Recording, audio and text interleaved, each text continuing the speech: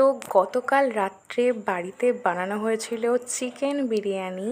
আর এটা খেতে একদম টপ নচ হয়েছিল। তো বাড়িতে বানানো বিরিয়ানি তো একটা আলাদাই ব্যাপার। আমি কিন্তু প্রিপারেশনের সময় একদমই ছিলাম না, ওই যখন একটু চালটা কুক হচ্ছিল আর মাংসটা ম্যারিনেট হচ্ছিল তখন একটু ছিলাম। তারপর সোজা চলে গিয়েছিলাম বিরিয়ানির হাঁড়ি খোলার সময়।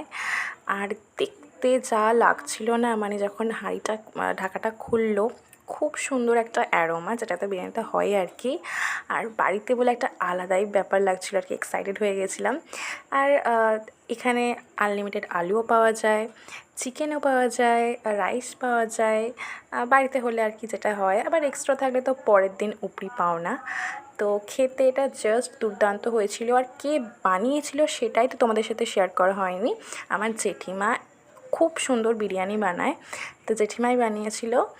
আর আলুটা হয়েছিল তেমনই সফট, মাংসটাও দারুণ সেদ্ধ হয়েছিল।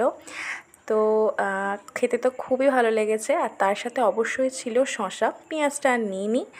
তো তোমাদের কেমন লাগলো অবশ্যই জানিও। ওকে, বাই।